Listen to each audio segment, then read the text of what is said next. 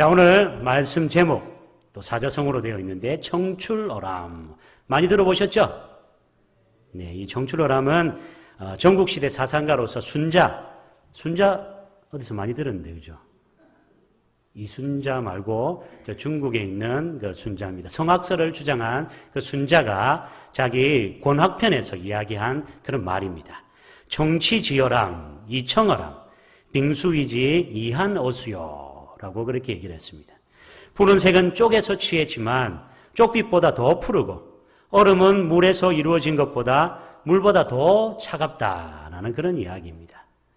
이 의미는 제자가 스승보다 낫다라는 그런 의미인데요. 청출어람 또는 청어람이라는 그런 말로서 많이 이야기를 합니다. 제가 왜 교사원 신예배 때 이 청출어람을 이야기하느냐 하면은 바로 우리 선생님들이 교육함에 있어서 목표가 있으면 좋겠다라는 그런 생각을 가졌기 때문입니다. 내가 아이들을 가르치는데 어느 정도 이 아이들이 수준의 그런 아이들로 자라면 좋을까? 목표가 있어야지 또 제대로 된 동기부여도 받을 수 있고 또 힘을 얻을 수가 있기 때문이다라고 생각이 듭니다. 그래서 여러분들이 가르치는 제자들이 나보다 더 영적으로 하나님께 인정받고 또 하나님의 신실한 일꾼으로 세워지길 주님의 이름으로 축원합니다. 이 청출어람 보시면은 마태복음 10장 24절에 보시면 이하고 조금 다르게 오해되는 말이 있어요. 그 말이 무엇이냐면 예수님이 하신 말씀인데요. 제자가 그 선생보다 또는 종이 그 상전보다 높지 못하나니 라고 얘기합니다. 예수님이 이렇게 얘기하시면 청출어람이 이루어지지 않는 거 아닙니까? 라고 오해하실 수도 있는데요. 제가 미리 오해하실 것 같아서 풀이해서 말씀을 드리겠습니다. 우리 성경 구절을 살필 때 문맥으로 살피는 것이 무엇보다 중요합니다. 그 한 구절만 뺏어 보면은 귀에 걸면 귀걸이가 되고 코에 걸면 코걸이가 돼요. 이단들이 많이 사용하는 방법이죠. 전체 문맥에서 이 성경 구절이 뜻하는 것이 무엇이냐 깨닫는 것이 중요합니다. 그래서 24절을 알기 위해서는 그 앞절 25절, 24절을 같이 이렇게 보시면 좋은데요. 바로 제자가 그 선생 같고 종이 그 상전 같으면 족하도다. 집주인을 바알세불이라 하였거든 하물며 그 집 사람들이랴. 무슨 말입니까? 이 종교 지도자들이 예수님을 향하여서 권능을 베푸는 예수님을 향하여서 이 능력은 바알세불의 힘을 빌어서 하는 그런 능력이다라고 그렇게 이야기를 한 겁니다. 조롱하고 있는 것이죠. 비하하고 있는 것이었습니다. 그에 대해서 제자들이 힘들어할까 봐 야 걱정 말아라. 자, 이 사람들이 나를 이 정도 했는데 너희들에게 더 심하게 그렇게 하겠느냐. 이 고난의 수준에 대해서 이야기하고 있는 말씀인 것입니다. 우리들에게 나보다 더 큰 고난은 없으니까 너희들 걱정하지 말아라 라는 그런 의미에서 이런 하신 말씀이기 때문에 이 청출어람과 이 모순되는 성경구절이 아니냐라고 오해하지 마시길 바랍니다. 자, 이제 본문으로 돌아와서 교사로서의 가장 큰 보람은 무엇일까요? 바로 내가 가르친 제자들이 잘 성장하여서 나보다 더 훌륭한 사람이 되는 것. 그것이 바로 보람일 줄 믿습니다. 얼마 전에 본 CF에서 그 광고인데요. 광고에 시골 학교입니다. 시골 초등학교 같은데 아주 멋진 자가용을 몰고 한 사람이 중년 남자가 찾아왔습니다. 찾아와서 머리가 희끗희끗한 그런 할아버지 선생님에게 무릎을 꿇고 큰 절을 올리는 그런 CF 광고였습니다. 바로 선생님에게 어렸을 적 자기를 키워주시고 가르쳐주신 선생님에게 보답하는 그런 모습이었는데요. 자, 모든 선생님들의 바람이 바로 이것이 아닐까 생각해 봅니다. 내가 가르친 제자들이 잘 되어서 그리고 나중에 찾아와서 선생님 때문에 제가 이렇게 되었습니다. 이렇게 훌륭한 사람이 되었습니다. 라고 이야기하는 것. 그게 모든 선생님의 바람이고 또 목표인 줄 믿습니다. 우리는 믿음의 후계자를 양성해야 합니다. 그런 의미에서 우리 모두가 바로 영적인 교사라고 할 수가 있습니다. 우리 교사가 아닌 우리 성도님들 또한 여러분의 자녀들을 또 여러분의 손자, 손녀들을 믿음으로 양육시키셔야 합니다. 주일학교뿐만 아니라 평일에도 여러분 그 아이들을 보시고 또 말씀으로 기도로 그렇게 가르쳐야 할 교사의 사명이 모두에게 다 있다는 것입니다. 그래서 오늘 이 말씀은 선생님 말씀이야 라고 저버리지 마시고 모두가 귀를 기울이시고 우리의 가정이 또 우리의 아이들이 믿음의 세대들이 잘 양육될 수 있도록 인도하기를 주님의 이름으로 축원합니다. 이사야 6장에 나오는 그루터기라고 얘기합니다. 모든 것이 절망 가운데 있었지만 하나님께서는 젊은 이사야에게 그루터기를 보여주면서 아니다, 조금 시대가 지나면 이 그루터기로 인하여서 큰 나무가 될 것이고 잎이 나고 꽃이 피고 열매가 맺게 될 것이다 라고 희망을 보여주셨습니다.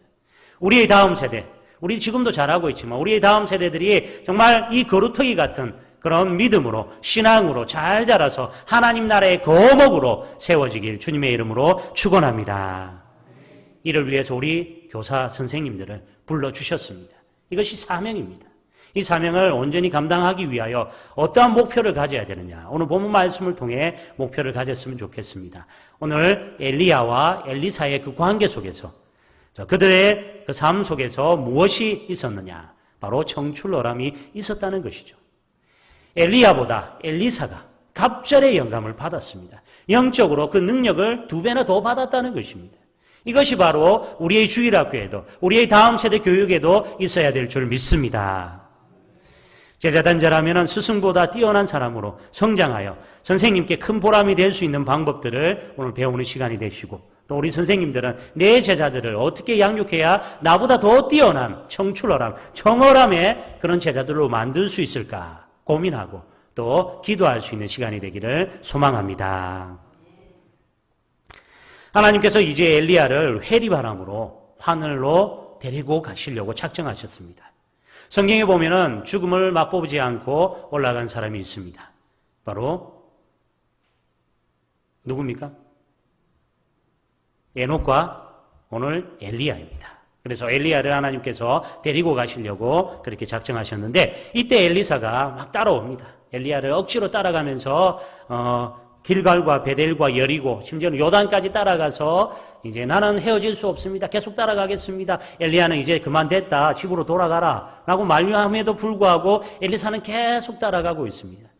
따라감으로 말미암아 마지막에 내가 너에게 무엇을 해주기를 원하느냐라고 묻자 당신보다 갑절의 영감을 받기를 원합니다. 참 힘든 일이지만 내가 이 회리바람 타고 올라가는 걸 볼 때에 너에게 이루어질 것이다 라고 그렇게 약속하는 것이 오늘 본문의 내용입니다. 본문이 나오기 전 엘리사는 열왕기 상 19장 후반부에 잠시 나옵니다.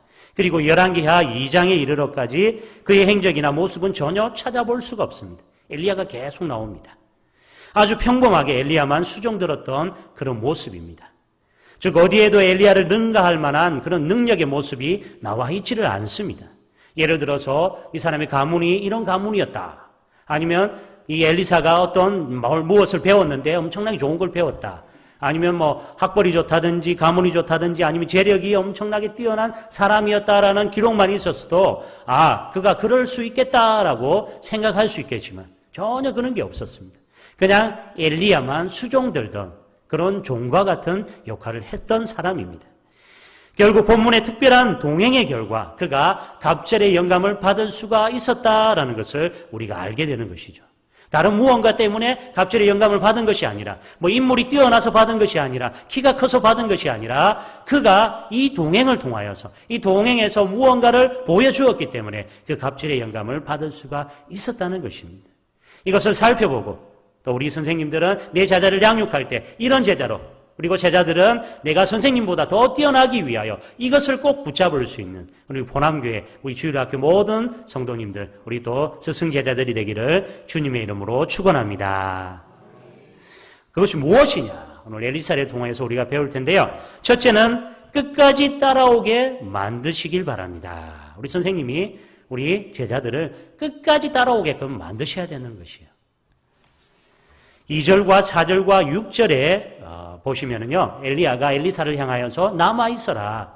제발 남아있어라. 베델에 남아있어라. 또 요단에 남아있어라. 또 여리고에 남아있어라. 라고 얘기를 하지만 그런 만류에도 불구하고 끝까지 따라가는 엘리사를 보게 됩니다. 왜? 엘리사는 스승의 만류에도 불구하고 끝까지 고집을 부리며 따라갔던 것일까요? 이에 대해서 추측은 학자들이 2가지로 이야기합니다. 엘리야가 곧 하늘로 올라가게 되는데 자기가 이제 다음 그 바톤을 받았습니다. 후계자로 지목을 받았지만 아무런 조짐이 없습니다. 무언가 뭘 준다든지 아니면 영험한 무언가를 받았다든지 아니면 안수를 한다든지 기름을 붓는다든지 아니면은 뭔가가 있어야 되는데 아무런 것이 없어요. 제스처가 없습니다. 행동이 없었습니다. 그러니까 불안해서 엘리사가 엘리야를 끝까지 따라갔다라고 추측하는 그런 학자들이 있습니다. 그리고 또 다른 학자들은 엘리야가 승천하는 모습을 보고 믿음의 확신을 얻기 위하여 그가 끝까지 따라갔다라고 그렇게 얘기합니다. 여하튼 일이 되었든 절이 되었든 엘리사가 끝까지 엘리야를 따라가려고 합니다. 따라갔기 때문에 갑절의 영감을 받았다는 것입니다. 예나 지금이나 우리 스승의 말이라면 거역할 수 없는 천명과도 같습니다. 스승님이 얘기하면은 다 들어야 됩니다. 그럼에도 불구하고 엘리사는 그것을 만류합니다.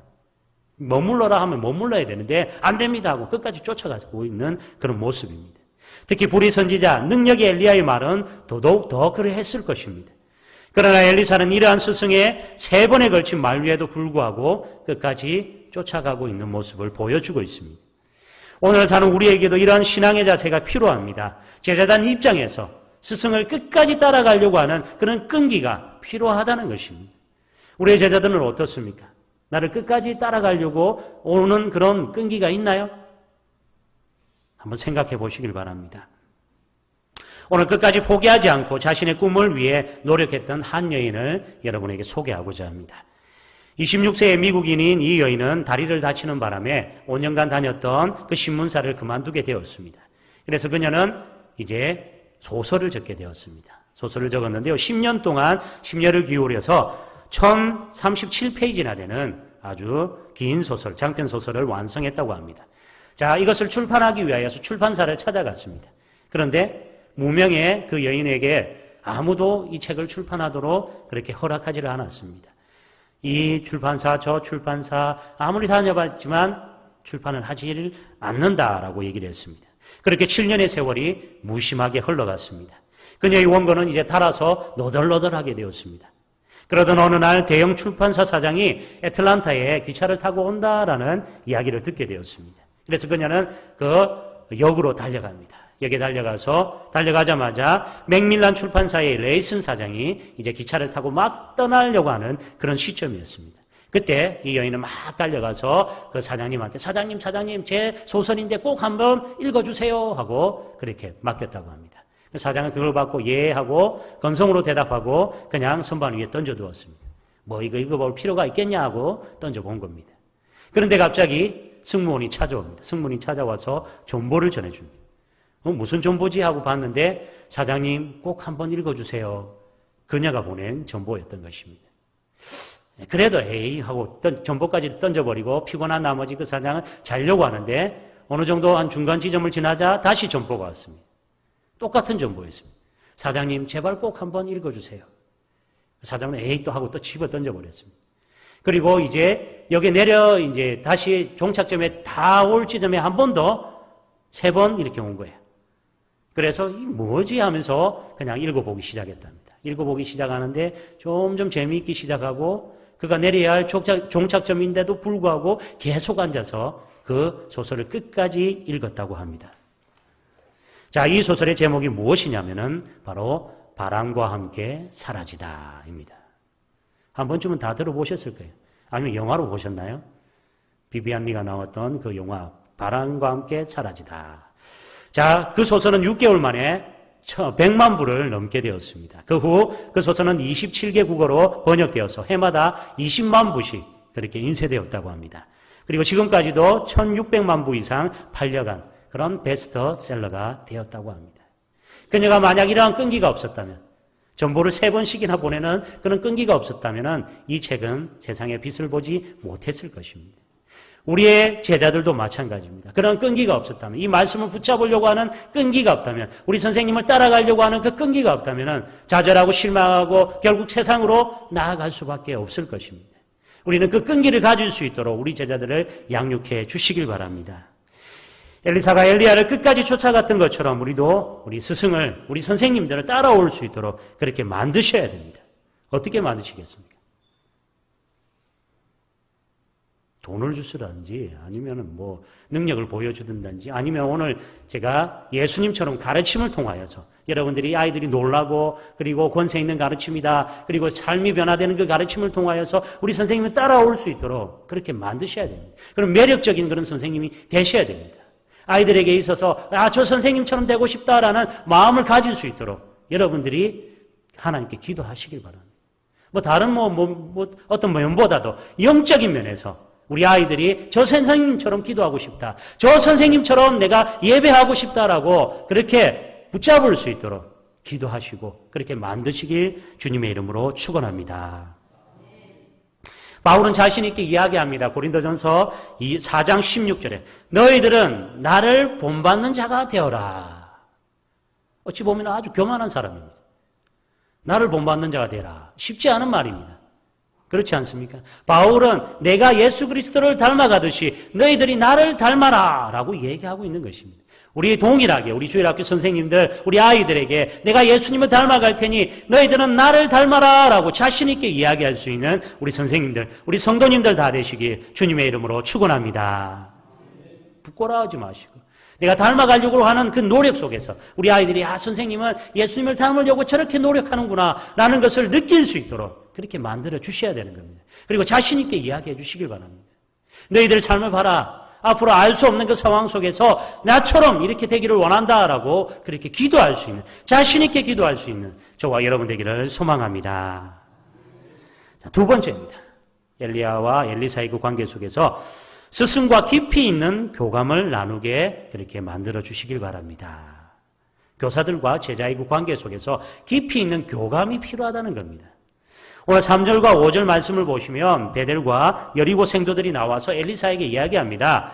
여호와께서 오늘날 당신의 선생을 당신의 머리 위로 취하실 줄을 아시나이까? 그렇게 얘기합니다.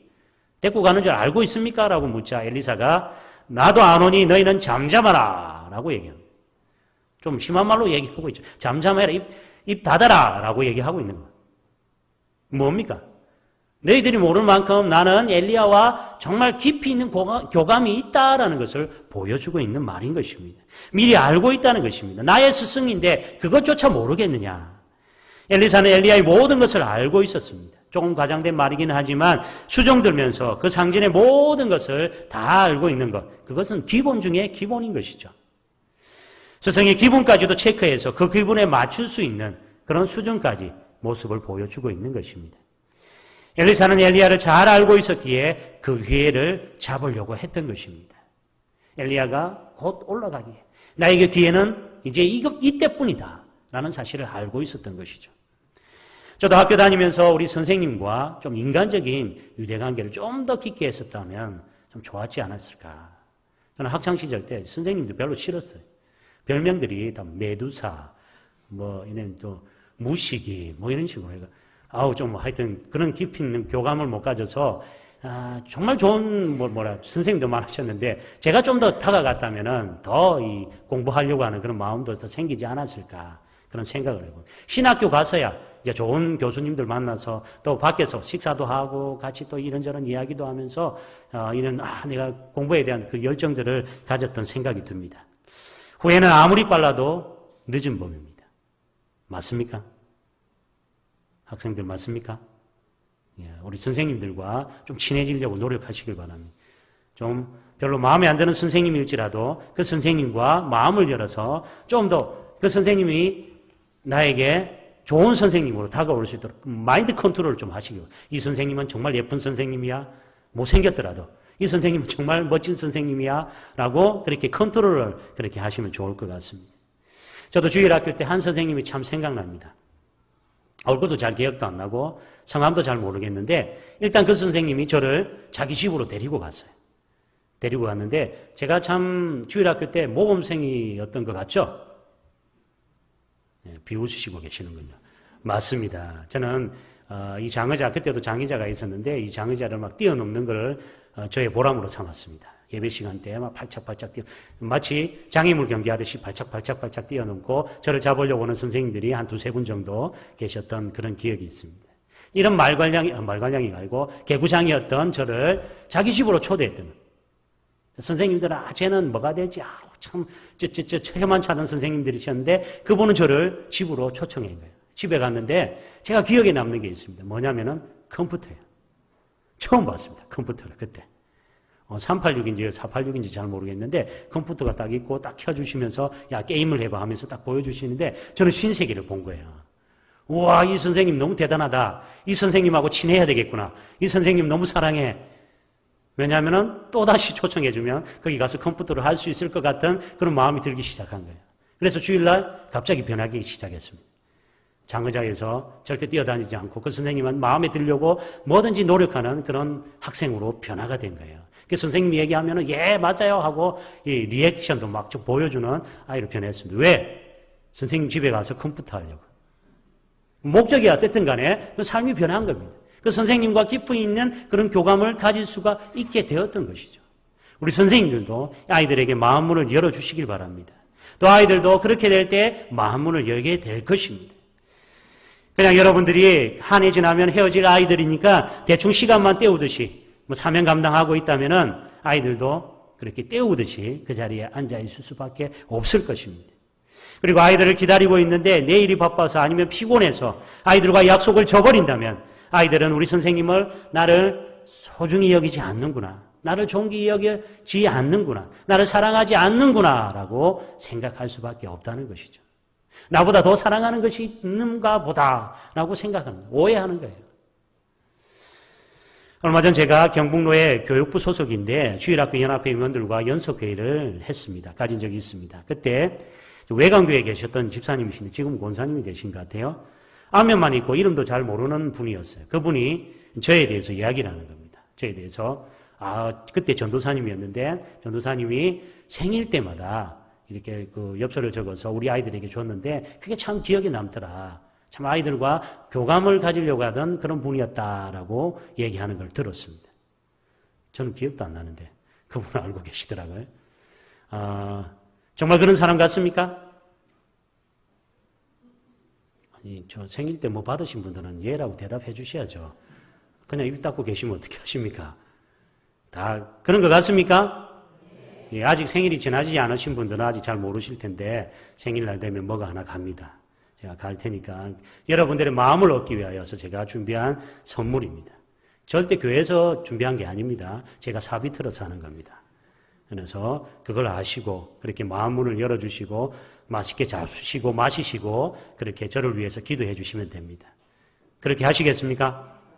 네, 이렇게 마음을 열려고 노력을 하고 있다는 것 여러분 아시고 우리 선생님들도 아이들의 마음문을 열기 위하여 깊은 교감을 가지기 위하여 노력을 해 주시길 부탁드립니다.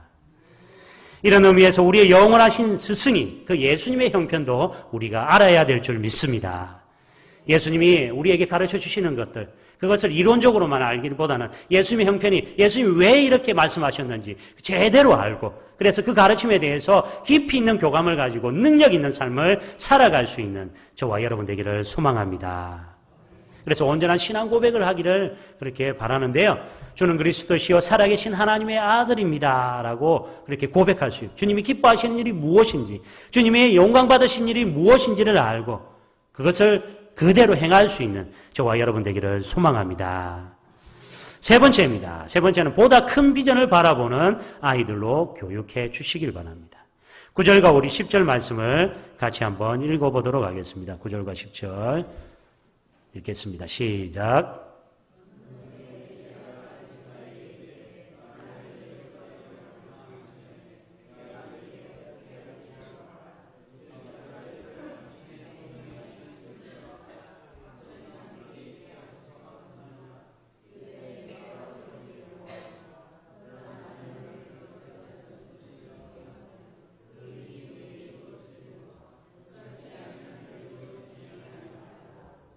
아멘. 어찌 보면은 당돌한 것 같습니다. 스승보다 갑절의 영감이 있기를 원합니다 라고 이야기하는 것 쉽지 않지만 오늘을 사는 우리에게도 꼭 필요한 그런 말씀인 것 같습니다. 여러분들도 갑절의 영감을 주시옵소서라고 고백하는 저와 여러분 되기를 소망합니다. 우리 옆에 분 보시면서 한번 외쳐볼까요? 갑절의 영감을 받으세요. 나보다 더 많이 받으세요. 많이 받아서 많이 일해라라는 그런 뉘앙스 같은데 그게 아닙니다. 더 많이 서로 이렇게 선의의 경쟁을 통하여 내가 이만큼 받으면 더 많이 받고 더 많이 받았으니까 난 더 많이 받고 영적으로 점점 더 성숙해 가는 우리 포남교회 모든 성도들이 되기를 주님의 이름으로 축원합니다. 힐튼 호텔을 일구어낸 콘레드 힐튼이 이런 말을 했습니다. 비전이 클수록 경쟁자는 줄어든다. 더 큰 비전을 가져라. 열정이 없으면 권태와 실패가 찾아온다. 더 큰 열정을 가져라. 많이 얻는 자가 아니라 많이 나누어 주는 자가 진정한 성공자이다. 많이 나누어 주기 위해서 벌어라. 참 의미심장한 말인 것 같습니다. 우리가 더 큰 비전을 가지는 그 이유가, 그 목적이 나누어 주고 섬기기 위한 것임을 여러분 기억하시고, 또 우리 또한 우리의 사명을 위하여서 하나님 갑절의 영감을 받기를 원합니다라고 그렇게 고백할 수 있게 되기를 소망합니다. 그리고 제대로 구할 때 하나님이 들어주시는데요. 앞서 이야기한 것처럼 욕심, 교만과는 구별되어야 합니다. 우리가 왜 그 목적에 있어서 왜 갑절의 영감이 필요하냐? 욕심 때문이 아니에요. 남들과 비교해서 아닙니다. 우리가 사명을 감당하기 위하여 내게 맡겨주신 이 사명이 내가 감당하기에 정말 버겁습니다. 그래서 갑절의 영감을 주셔야만 내가 감당할 수 있습니다 라고 그렇게 기도하셔야 되는 거예요. 마치 솔로몬이 그가 처음 1000번제를 드릴 때 하나님께 기도합니다. 종은 작은 아이라 출입할 줄을 모릅니다. 그래서 저에게 지혜를 주시옵소서라고 그렇게 기도합니다. 그러자 하나님께서는 그 모습을 보시고 그 큰 비전을 보시고 더 많은 것으로 채워주시는 그런 모습을 보여주고 있습니다. 지혜뿐만 아니라 장수와 또 그런 영광까지도 채워주시는 하나님의 놀라운 손길을 경험하는 저와 여러분 되기를 소망합니다. 예수님도 말씀하십니다. 너희는 먼저 그의 나라와 그의 의를 구하라. 그리하면 이 모든 것을 너희에게 더하시라. 더하시리라. 더 큰 비전을 보셔야 됩니다. 더 큰 꿈을 꾸셔야 됩니다. 여러분들이 큰 비전을 가지고 지금 아름다운 성전을 건축하셨습니다.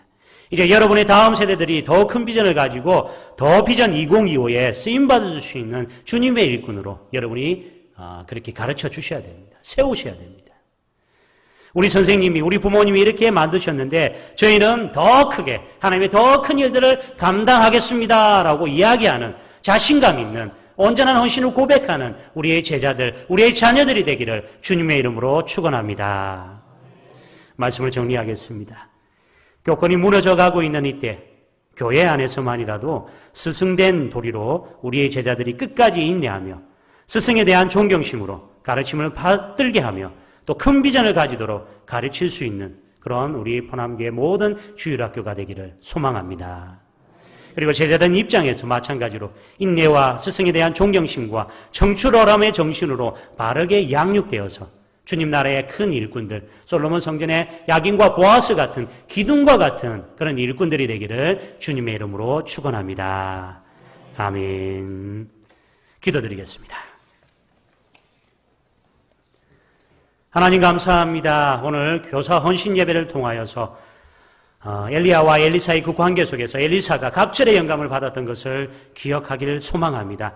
우리 또한 스승으로서 우리의 제자들이 청출어람의 그런 일꾼들로 세워지게 하시고 우리의 제자들이 또 스승을 바라보면서 스승보다 더 갑절의 영감을 받겠습니다. 받고 싶습니다라고 그 비전을 고백할 수 있는 아이들이 되게 도와주시옵소서. 영적으로 더 성장하는 우리 주일학교가 되게 하시며 우리 포남교회가 될 수 있도록 주님 인도하여 주시옵소서. 이 영적 교육의 그 현장들이 더욱더 풍성해지며 하나님의 함께 하심을 경험하며 기적을 이루어갈 수 있는 그런 역사들로 인도하여 주시옵소서. 도와주시길 간절히 소망하며 예수님 이름으로 기도드리옵나이다.